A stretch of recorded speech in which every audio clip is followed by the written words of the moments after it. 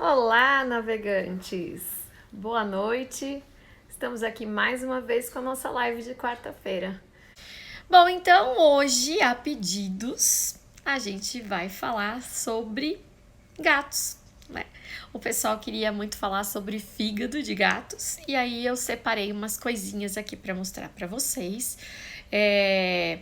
Basicamente as principais diferenças entre a ultrassonografia de fígado de cães e a ultrassonografia de fígado de gatos. E eu espero que, se vocês tiverem aí alguma dúvida, por favor, manda aqui pra gente, que a gente já vai respondendo, que a live sempre é aquele momentinho curtinho, 20 minutinhos, no máximo 25 minutinhos, pra gente tirar umas dúvidas aí, tá bom? Bom, então eu vou mostrar aqui pra vocês o que eu separei para vocês, né? Então, com relação à anatomia, é a mesma coisa, cão e gato, com algumas diferençazinhas. Primeiro, o que tem de diferença na anatomia vascular? O gato nem sempre apresenta a veia gastroduodenal, tá? Que é uma das tributárias da veia porta. Aliás, quando a gente fala em vascularização hepática de gato e fala de malformações vasculares congênitas, os desvios portosistêmicos congênitos em gatos, eles são os mais doidos possíveis, porque eles não costumam ser os mesmos que a gente encontra em cão, sabe? A gente não tem tão frequentemente os desvios portocavais, esplenocavais, como a gente costuma achar em cão. São uns desvios bem doidinhos. Vou ver se dá tempo da gente mostrar aqui para vocês. Depois que falar da anatomia, a gente fala sobre algumas alterações vasculares aqui que podem ser encontradas, tá bom? Voltando aqui, diferença da anatomia, tá? Enquanto que no cão, a vesícula biliar, a gente encontra entre o lobo quadrado e o lobo medial direito. No gato, eu desenhei aqui em amarelinho, ó. No gato, a vesícula biliar, ela fica numa incisura, numa fissura do lobo medial direito, tá? Então, ela fica um pouquinho mais lateralizada à direita em relação à do cão, tá? Tem outras diferenças? Tem. O duto cístico do gato é bem mais longo e tortuoso do que do cão. E tem uma outra diferença. O duto biliar comum, ele se une antes de entrar na papila duodenal, ele se une antes com o duto pancreático. Então, também é diferente do cão. E isso é uma das razões pelas quais em gato a gente tem muito mais processos de inflamação e de infecção por via ascendente. Então, a gente tem muito mais colecistites, colangiohepatites nessas espécies do que nos cães. Os cães é um pouquinho diferente, né? Por conta da anatomia, também a predisposição a essas doenças é um pouquinho menor, tá? Bom, gente, vão deixando aqui pergunta, porque daqui a pouco eu vou ver se vocês têm alguma pergunta, tá bem? Vamos continuar. Ainda, além, né, da alteração aí de vascularização e da vesícula biliar e vias biliares, que tem uma grande diferença entre cães e gatos, a gente também tem uma outra diferença bem legal, que é a gordura falciforme no gato. Ela é imensamente maior do que no cão. Normalmente é. Fora que a gente encontra muito mais frequentemente o sobrepeso, né? O aumento os animais mais gordinhos, a gente vê isso muito mais em gato do que em cão, né? Sem dúvida nenhuma, tá? Então, isso daqui também é um achado comum.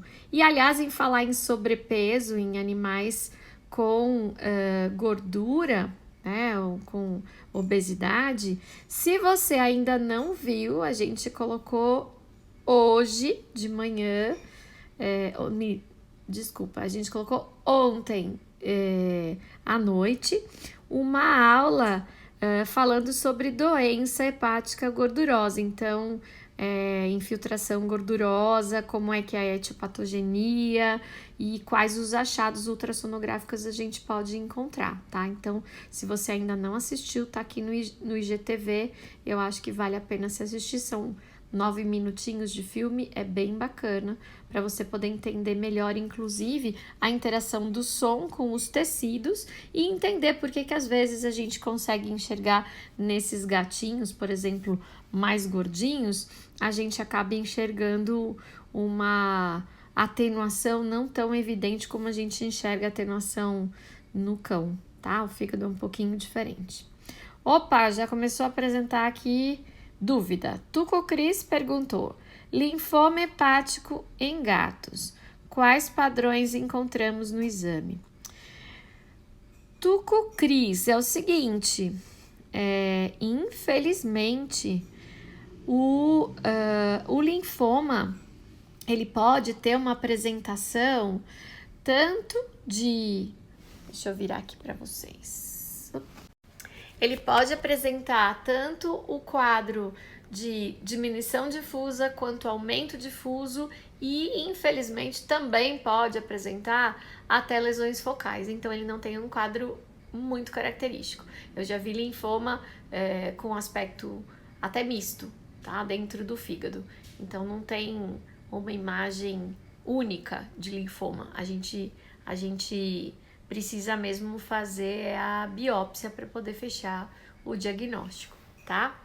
Outra coisa que a gente precisa notar nos gatinhos é a veia porta. É muito frequente animais com colangiopatites recorrentes apresentar a veia porta tortuosa e como resquício de colangiopatites e de colecistites, o próprio duto biliar comum e até mesmo o duto pancreático dilatado dentro do borderline, tá? Então, às vezes a gente encontra isso e o animal não necessariamente tem, naquele momento, um processo obstrutivo, né? A gente precisa lembrar que essas estruturas, como o duto cístico, aqui, ó, o duto cístico, o duto biliar comum, eles podem apresentar dilatações por conta de um processo obstrutivo. Depois, se você consegue reverter essa situação, o animal fica bem, mas o duto nunca volta ao normal, tá? Aqui a Cíntia tá perguntando: acho muito difícil diferenciar as doenças difusas. O que torna hipoecogênica e evidencia os vasos? Alguma dica? Sim, olha só, eu ia falar disso aqui, tá? Então, legal a gente fazer todos os planos de imagem que são importantes. Deixa eu passar aqui para frente para doenças difusas, ok, tá? Então, é muito importante que a gente faça todos os planos de imagem, tá bom, Cíntia? E que mantenha aqueles valores de referência de ecogenicidade, que é a comparação do fígado com a cortical renal e com a gordura falciforme e com o baço, tá?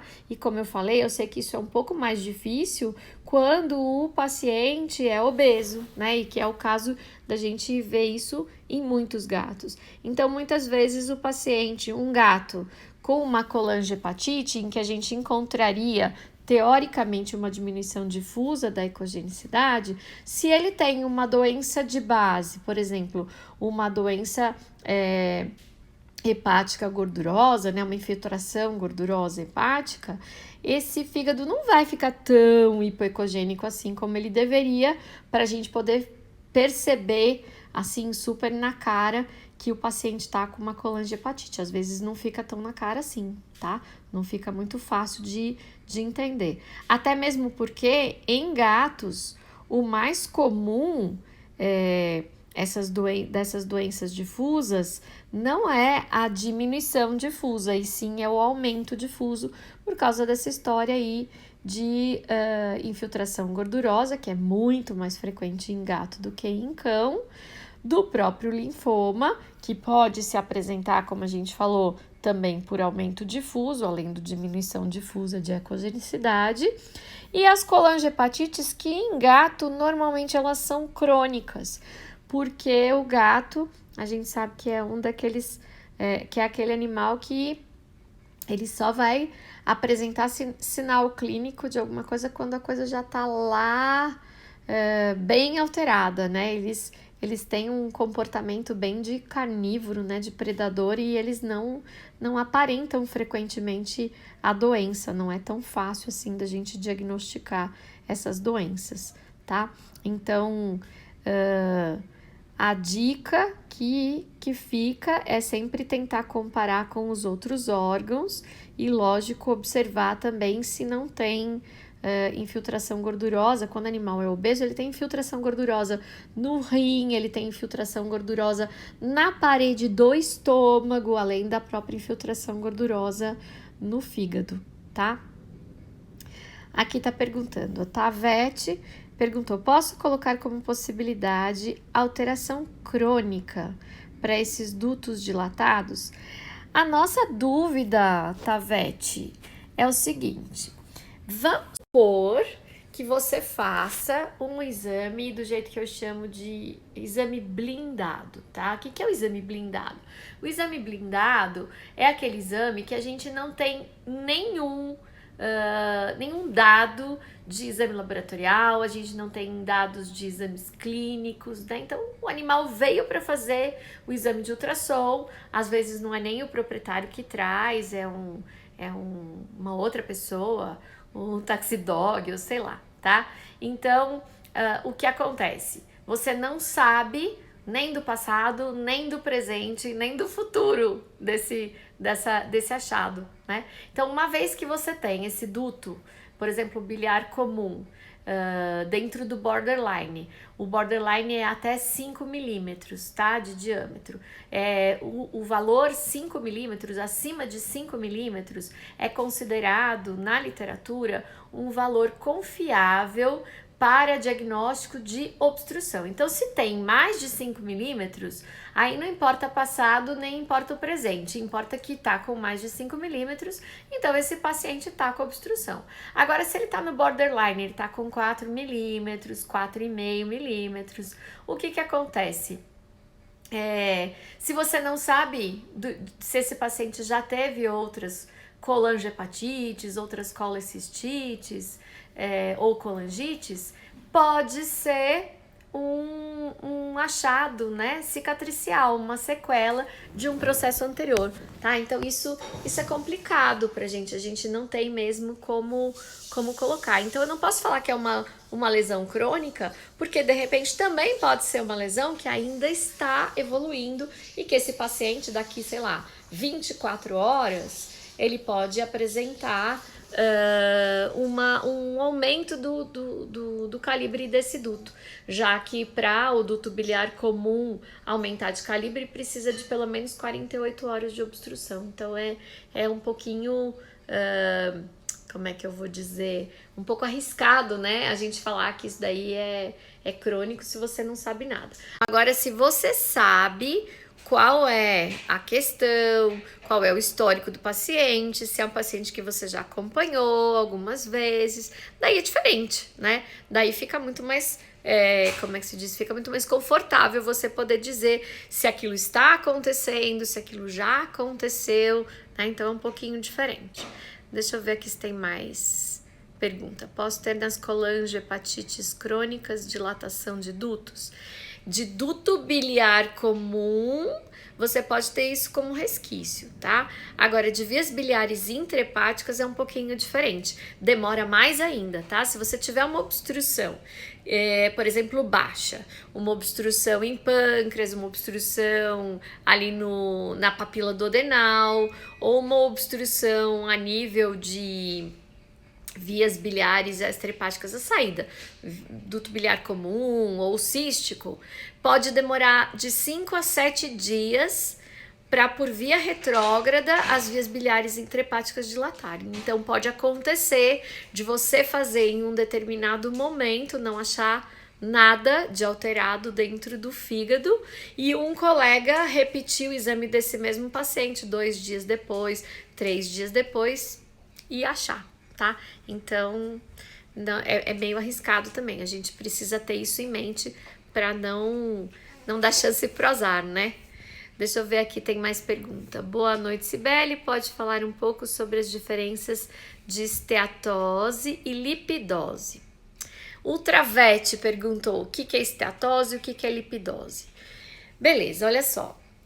Esteatose é um termo que tanto os patologistas quanto nós que somos imaginologistas usamos para denominar, para descrever a imagem de infiltração gordurosa hepática, tá? Então, a gente diz que esteatose por exemplo, o paciente que tem um sobrepeso e pode ter uma infiltração gordurosa hepática. Tem alguns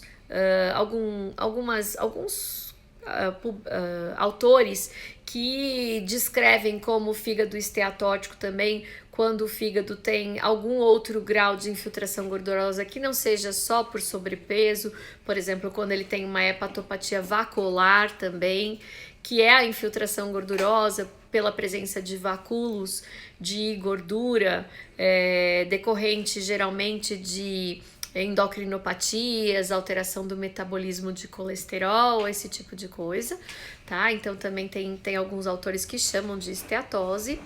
E lipidose é uma terminologia clínica, tá? Então é o paciente que tem uma doença de base, que é de infiltração gordurosa, e que ele passou a apresentar uma doença clínica com até sinais clínicos e laboratoriais de algum grau de falência hepática. Porque o que acontece? O animal que tem a infiltração gordurosa não necessariamente tem sinais clínicos e não necessariamente pode ter alterações de função laboratorial. Então, quando a gente olha no ultrassom, a gente vê a infiltração gordurosa. A gente não sabe se é uma esteatose, se é uma hepatopatia esteroidal, mas a gente sabe que tem a infiltração gordurosa. Inclusive, o post que eu deixei aqui do IGTV, tá explicando direitinho a graduação que a gente no ultrassom consegue enxergar, e com o Doppler a gente tem maior até acurácia de determinar a graduação, se é uma infiltração gordurosa moderada, leve ou grave, tá?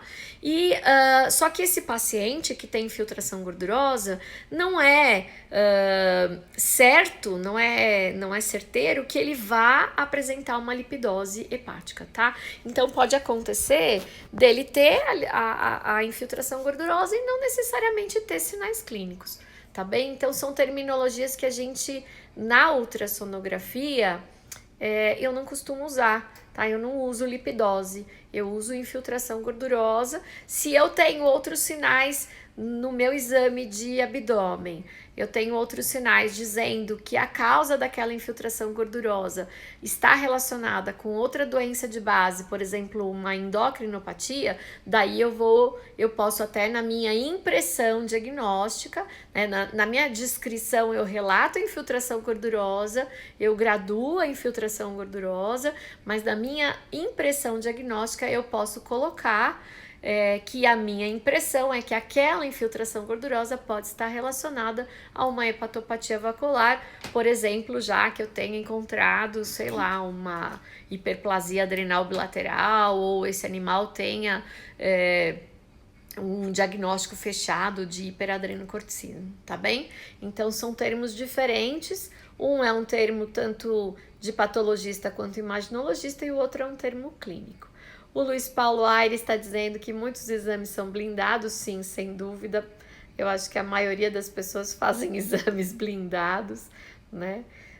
Deixa eu ver aqui. Na dúvida, a Cíntia tá perguntando, na dúvida de obstrução, pedir para repetir? Sim, eu acho que é uma boa. Se você faz o exame blindado e você não tem a certeza se esse paciente está entrando em obstrução ou se aquilo lá é uma sequela de um outro processo anterior, pode pedir sim para repetir sem dúvida nenhuma. Deixa eu ver. Nossa, o tempo passou, gente. Caraca, que rápido! Bom, no fim a gente falou alguma coisa aí sobre as doenças hepáticas, principalmente colangiohepatite e esteatose, que são hoje consideradas as doenças que mais acometem os gatos hoje em dia, né? Então, gente, era isso. Não percam as novidades do Spotify e do Deezer. A gente tá com lista de podcast. Se você ainda não achou essa lista, vai lá, tá escrito Naus Vet, tá bem? Então tem várias entrevistas, tem uns podcasts lá também em inglês, para você treinar aí o ouvido, tá bom? E além dos podcasts que a gente deixou, tem vários vídeos também, assina o canal do YouTube, se inscreve lá, notifica, pede a notificação lá no sininho, porque eu acho que vale a pena, tem muita coisa que a gente grava, principalmente aqui as lives, depois eu edito e eu coloco lá no canal, tá bom? Então uma boa semana para todo mundo e até a próxima semana, gente. Tchau, tchau!